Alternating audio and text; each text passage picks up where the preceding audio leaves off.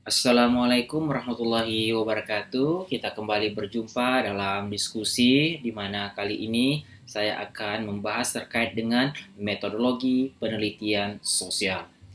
Bagi Anda yang mencari referensi terkait dengan metodologi penelitian sebagai tahap untuk menghadapi tugas akhir Anda, baik itu skripsi maupun tesis, ini adalah materi yang tepat buat Anda, khususnya bagi Anda yang menggeluti penelitian sosial. Oke, untuk bisa terus mengupgrade pengetahuan kita seputar metodologi penelitian maupun ilmu ekonomi, jangan lupa subscribe dan like channel berikut. Definisi penelitian khususnya dalam ilmu sosial, salah satunya itu dalam Umasakaran disilakan dengan penelitian bisnis, merupakan penyelidikan atau investigasi yang terkelola sistematis berdasarkan data, kritis, objektif, dan ilmiah terhadap suatu masalah spesifik yang dilakukan dengan tujuan menemukan jawaban atau solusi terkait. Oke, kita coba untuk membreakdown definisi ini lebih detail lagi supaya kita memiliki pemahaman awal terkait dengan penelitian sebelum kita masuk pada tahap materi berikutnya. Penelitian itu berangkat dari adanya masalah. Kemudian, dari masalah itu diharapkan ada solusi. Ada solusi. Atau dengan mengajukan pertanyaan yang mana mengharapkan adanya jawaban. Dari masalah ke solusi atau dari pertanyaan sampai pada penemuan jawaban ada gap, ya. Gap atau jarak antara tahap identifikasi masalah, dari tahap identifikasi masalah sampai pada penemuan solusi, atau dari tahap pengajuan pertanyaan sampai ditemukannya jawaban. Dari gap ini akan lahir sebuah proses yang disebut dengan penyelidikan atau investigasi. Ada kegiatan penyelidikan atau investigasi untuk menemukan solusi dari setiap masalah atau menemukan jawaban dari pertanyaan itu. Penyelidikan itu kelola, ya, dilakukan secara sistematis berdasarkan data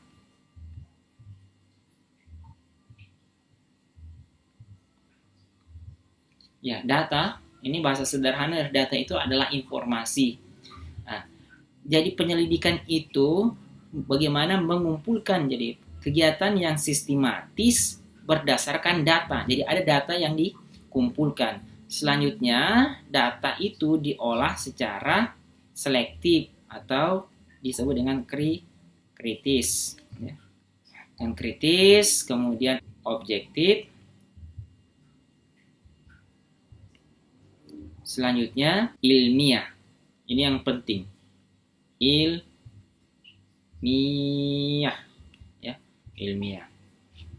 Jadi kegiatan inilah yang disebut dengan penelitian. Ini disebut dengan penelitian. Ada proses, ya, proses penyelidikan, investigasi yang dilakukan secara sistematis berdasarkan data, kritis, kemudian objektif, yang paling penting adalah ilmiah. Sehingga dari sini saya berharap Anda sudah memiliki pemahaman awal terkait dengan apa sih sebenarnya penelitian itu, baik itu penelitian sosial maupun penelitian sains. Ada masalah yang diidentifikasi, kemudian dicarikan solusi melalui kegiatan penyelidikan dan investigasi. Ada pertanyaan yang diajukan yang mengharapkan jawaban dengan melakukan penyelidikan investigasi. Selanjutnya kita masuk pada definisi yang kedua. Research is systematic approach to obtain new and valuable knowledge. Jadi ternyata tidak jauh berbeda dengan definisi sebelumnya. Jadi penelitian itu adalah pendekatan sistematis, ya, pendekatan yang sistematis untuk memperoleh pengetahuan baru dan dapat dipercaya. Jadi ada pengetahuan yang baru. Kalau kita lihat dari di sini, ada pengajuan pertanyaan. Ya. Pertanyaan-pertanyaan yang diajukan dapat menemukan jawaban. Jawaban ini bisa menjadi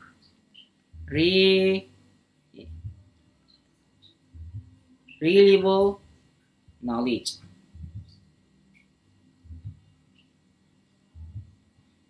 ya, pengetahuan baru.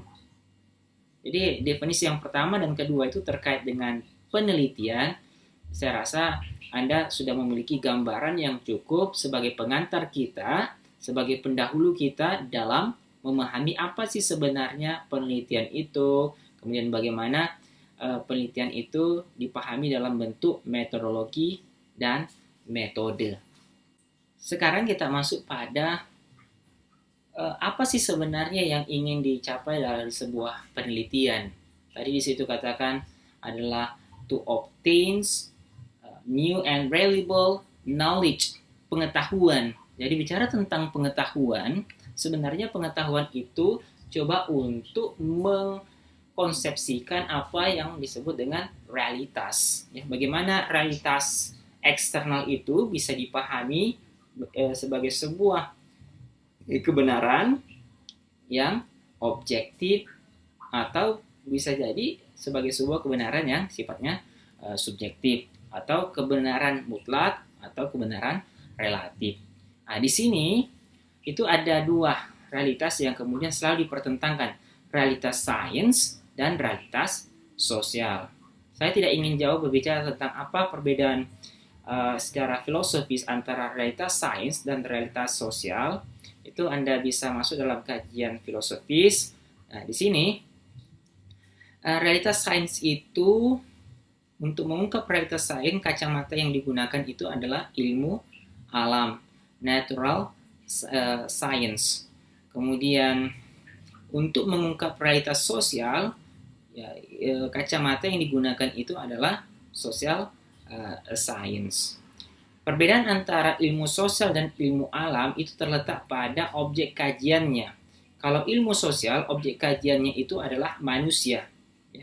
Manusia dalam hal ini adalah berupa tingkah laku dalam tindakan yang khas, bebas dan tidak deterministik. Kita lihat ya, dalam objek kajian dari ilmu sosial itu bicara tentang manusia. Contoh misalnya lebih spesifik dalam ilmu ekonomi.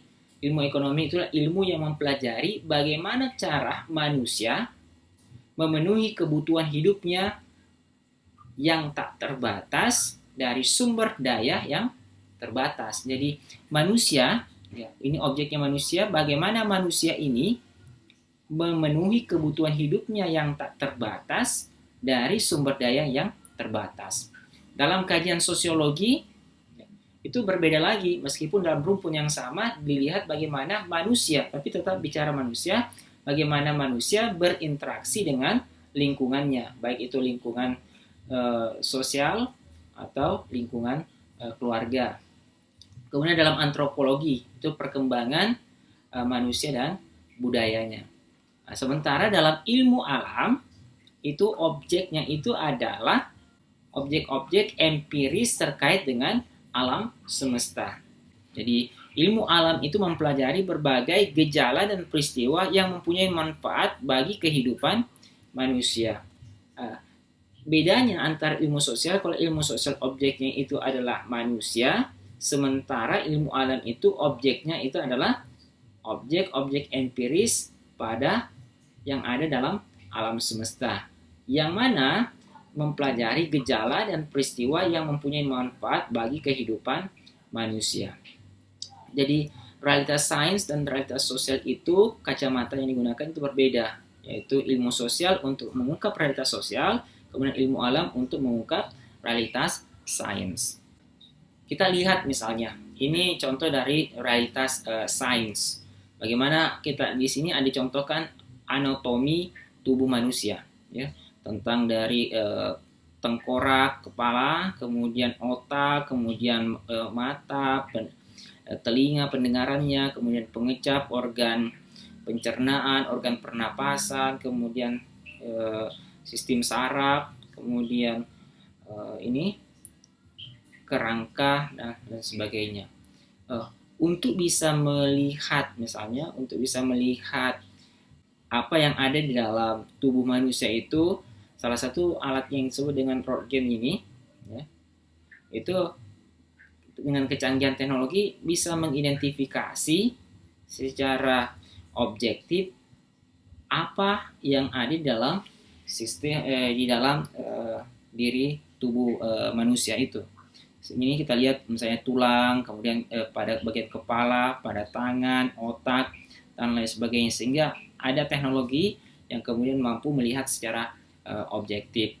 Atau misalnya makhluk-makhluk mikroorganik, makroorganik yang tidak bisa dilihat dengan mata telanjang, sehingga membutuhkan alat yang disebut dengan mikroskop. Ya, mikroskop ini mampu melihat benda-benda yang mikroorganisme, sehingga bisa dilihat secara detail, termasuk misalnya virus corona yang lagi menjadi buah bibir hari ini, yang sangat menakutkan, momok bagi sebagian besar umat manusia di dunia hari ini. Itu bisa dilihat dengan alat ini, bisa diidentifikasi ya bagaimana unsur-unsurnya, kemudian unsur pembentuknya itu bisa dilihat menggunakan alat ini. Jadi ada alat yang kemudian bisa digunakan untuk mengidentifikasi dalam ilmu sains, untuk melihat realitas ilmu sains itu.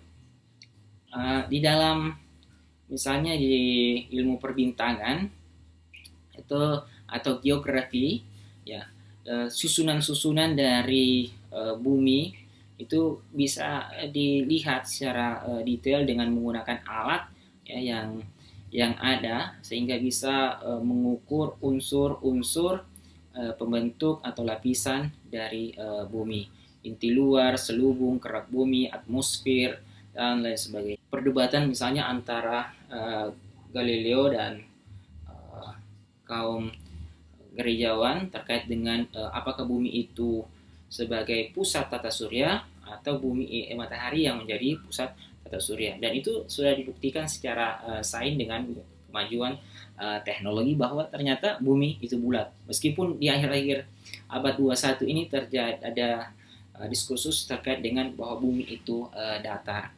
Dengan menggunakan teleskop ya, bisa melihat bintang-bintang, kemudian letak posisi dari bintang-bintang, galaksi, dan seterusnya, benda-benda langit lainnya. Ini ada kemajuan-kemajuan teknologi. Alat-alat semua alat ini ya itu digunakan untuk mengungkap realitas sains. Sekarang kita coba perhatikan video berikut. The science of chemistry has disappointed many people.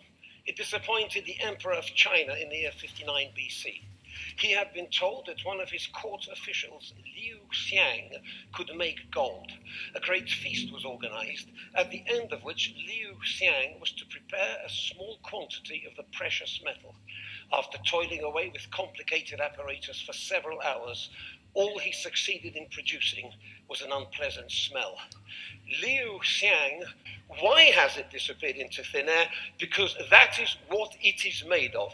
This liquid which I have here represents one of the greatest triumphs of the science of physics. Physics is the science of matter and energy, and one of the greatest challenges of the science of physics in the 19th century was to be able to achieve temperatures which are low enough to turn the gases of air into liquids. And what I've got here is liquid nitrogen, and the liquid nitrogen has a boiling point of minus 196 degrees centigrade. Now, as you see, it's boiling away in my plastic bottle here, and the reason why it's boiling away is because this room is remarkably hot compared to the temperature of the liquid nitrogen. We here are at about 21, 22 degrees centigrade. Liquid nitrogen has a boiling point of minus 196, which is almost as cold as you can get anywhere in the universe. Absolute zero, the coldest temperature in the universe. Jadi kita bisa melihat dari video tadi bagaimana benda-benda alam itu bisa di eksperimen yang diambil dari alam terbuka kemudian dibawa ke dalam laboratorium untuk kemudian diadakan simulasi atau diadakan eksperimen dengan menggunakan alat-alat atau unsur-unsur yang kemudian dicampur dengan satu unsur ke unsur yang lain. Bagaimana halnya dengan realitas sosial? Kita lihat Indonesia Morning Show. Siapa sangka pasar tersohor di Wonosobo justru terselenggara di badan jalan. Beragam sayur mayur segar dari dataran tinggi sampai jajanan tradisional khas Jawa pun dijajakan. Inilah pasar kita, Pasar Pagi Wonosobo.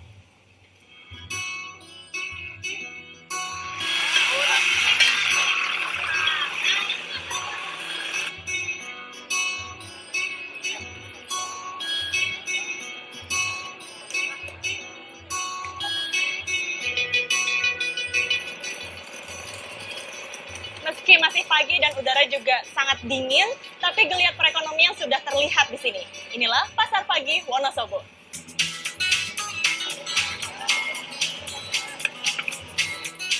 Inilah dia Pasar Pagi Wonosobo.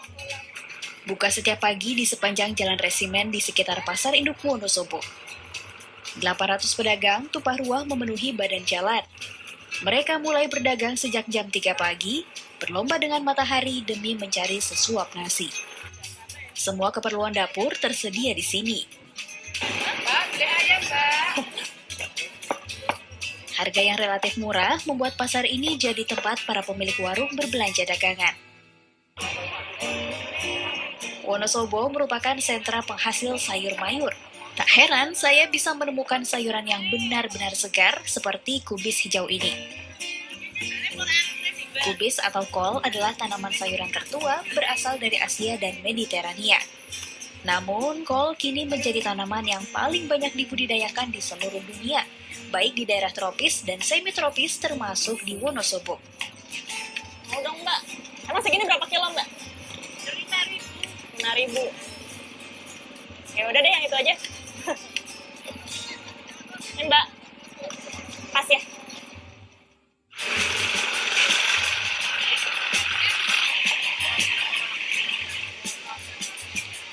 Yang mencari jajanan pasar. Tiwul hangat pun menggoda saya untuk membelinya. Terbuat dari tepung gaplek, tiwul dikenal sebagai jajanan pasar yang sangat merakyat di Jawa Tengah. Cicip dikit aja. Tapi sebenarnya tiwul adalah makanan pokok masyarakat pada masa lalu saat orang-orang tidak mampu membeli beras di era 1960-an. Tapi kini tiwul menjadi jajanan favorit yang sayang dilewatkan jika berbelanja di pasar. Beli tiwul berarti harus beli juga ini, sinapun dan lupis. Lengkap sudah jajanan pasar saya kali ini. Pasar pagi memang unik. Sebetulnya para pedagang telah disediakan bangunan di pasar induk. Kita melihat dalam video tersebut bagaimana masyarakat itu berinteraksi antara satu individu dengan individu yang lain dalam sebuah pasar. Kalau dalam ekonomi kita spesifikasi dengan istilah produsen dan konsumen, bagaimana produsen dan konsumen itu bertemu dalam sebuah tempat yang disebut dengan pasar. Di situ terjadi transaksi. Fenomena ini, realitas sosial yang kita lihat dalam video tersebut itu tidak bisa diperlakukan sama dengan realitas sains yang bisa dipindahkan ke dalam laboratorium kemudian dilakukan eksperimen. Dalam realitas sosial, para peneliti itu untuk mengungkap realitas itu coba untuk melakukan observasi langsung di lapangan, kemudian berbaur dengan atau berinteraksi langsung dengan responden atau masyarakat di mana menjadi objek penelitiannya. Coba kita saksikan video yang kedua. Pada video kedua kita lihat di mana seorang peneliti itu untuk mengungkap bagaimana perilaku atau kebudayaan atau kehidupan dari suatu masyarakat, ia terjun langsung ke lapangan, di mana realitas ini juga tidak bisa dibawa ke dalam laboratorium seperti dalam penelitian sains. Jadi dua video tadi menggambarkan bahwa bagaimana observasi, bagaimana peneliti untuk mengungkap realitas yang ada di dalam masyarakat itu langsung bersentuhan dengan realitas itu sendiri. Kemudian kita sekarang masuk pada diskursus terkait dengan metodologi versus metode. Apa sih perbedaan antara metodologi versus metode? Sebelumnya tadi kita bahas terkait dengan definisi penelitian. Sekarang kita masuk pada metodologi versus method. Methodology is a generic term exemplified in the specific method of each science. Jadi metodologi itu secara umum itu merupakan istilah yang dicontohkan dalam metode khusus dari setiap ilmu atau sebagian atau keseluruhan metode, aturan atau postulat yang digunakan dalam sebuah disiplin.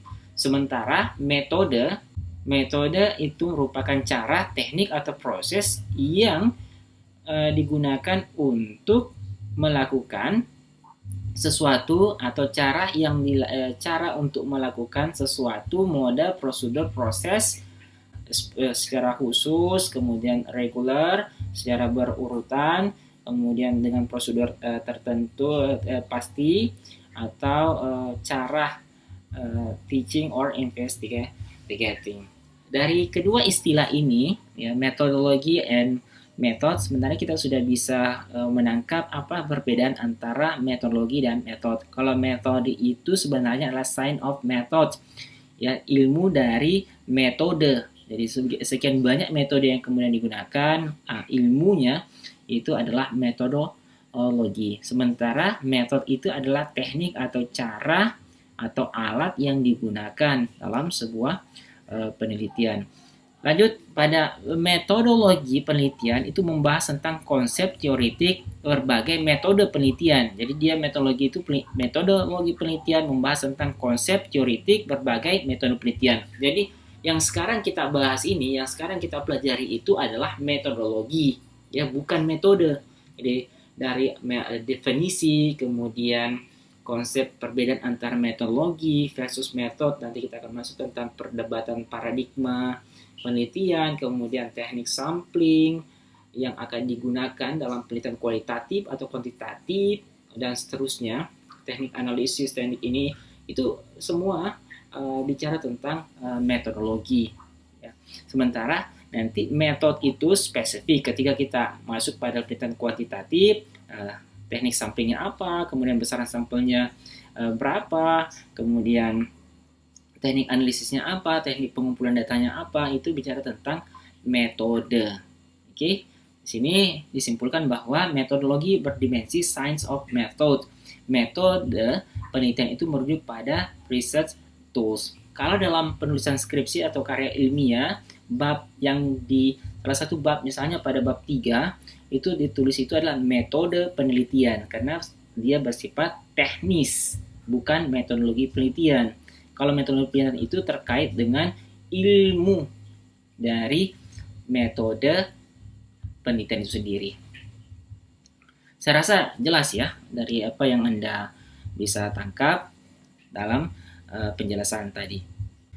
Selanjutnya nanti kita akan bahas tentang dialog paradigma, ya, antara Auguste Comte, Emile Durkheim, kemudian Karl Marx, Karl Popper.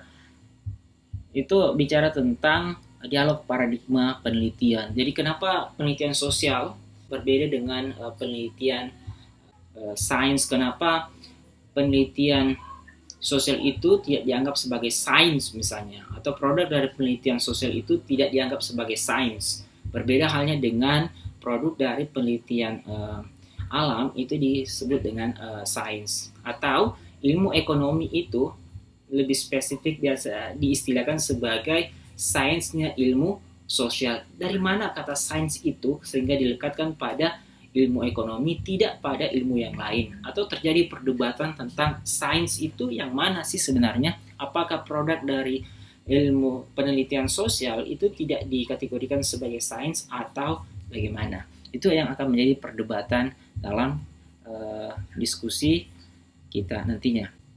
Paradigma penelitian sosial itu terbagi atas 4 secara umum.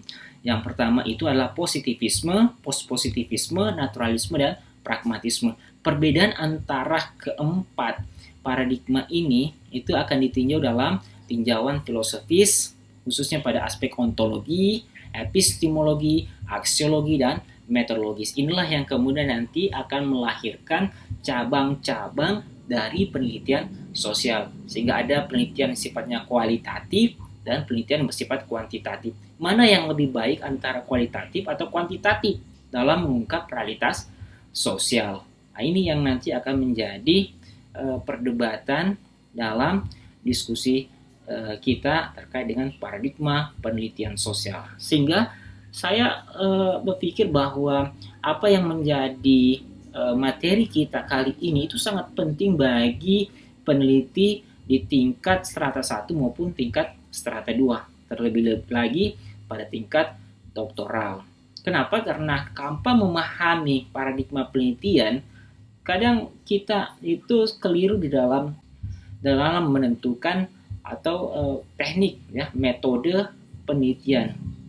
Sehingga orang cenderung misalnya ketika dia sekali melakukan pendekatan melalui penelitian dengan pendekatan kualitatif terus. Kemudian ketika dia masuk dalam penelitian kuantitatif, maka dia sangat alergi terhadap penelitian kualitatif. Ini yang menjadi persoalan ketika kita tidak memahami apa sih sebenarnya asal mula terjadi perdebatan terkait dengan penelitian kuantitatif, kualitatif maupun turunan-turunannya. Nah, ini akan dibahas lebih spesifik pada video berikutnya. Terima kasih atas diskusi kita kali ini. Saya berharap ada hal-hal yang kemudian menjadi pertanyaan untuk merangsang kita untuk lebih mau memahami dengan membaca referensi-referensi terkait dengan paradigma penelitian sosial.